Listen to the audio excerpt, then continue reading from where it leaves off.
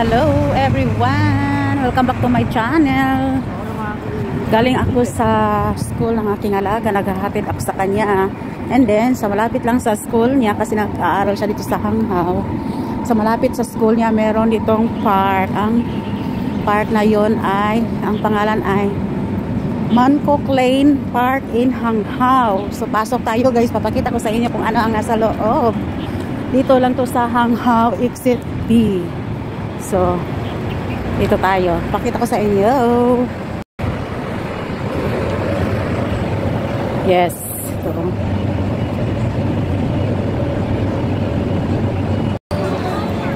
Ayan, nandito na tayo sa loob guys, no? Maraming mga elderly na mag-exercise dito pag umaga.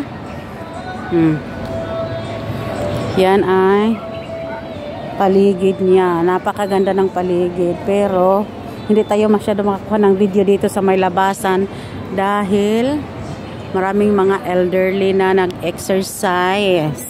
So, pasok tayo doon. Kami dito ng aking alaga dahil may mga isda-isda doon sa loob at saka maganda yung view pag hindi siya masyadong busy, hindi maraming lesson, dadalhin ko siya dito pagkatapos ng school. Dito kami magtatambay. So, tingnan niyo sa loob, guys. Ayan, papasok na po tayo, no?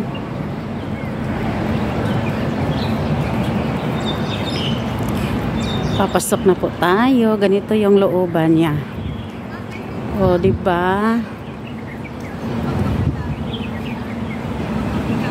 Maganda siya. Kaya lang may mga bata. Yan, dito na tayo guys. Maraming mga Pilipina dito na magtatambay sa tuwing day off kasi may mga kahoy-kahoy. Tapos yung may mga tambayan na bahay-bahay na maliit. Pero hindi ka pwedeng gumawa ng mga kalukuhan dahil maraming CCTV dito na nakamonitor. So, ngayon hindi siya masyado maraming bulaklak. Pero pag summertime, ang daming bulaklak niya guys. So, yan.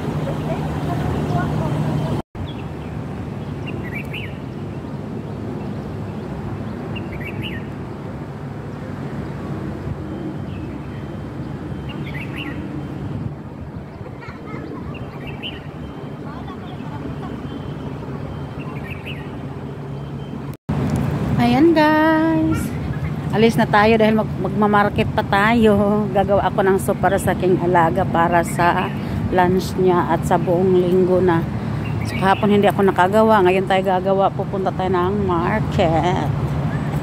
Ayan, malaki pa doon guys, no? Pero walang tayong oras sa pagpasok doon. Dito na lang tayo. Maraming salamat, bye bye.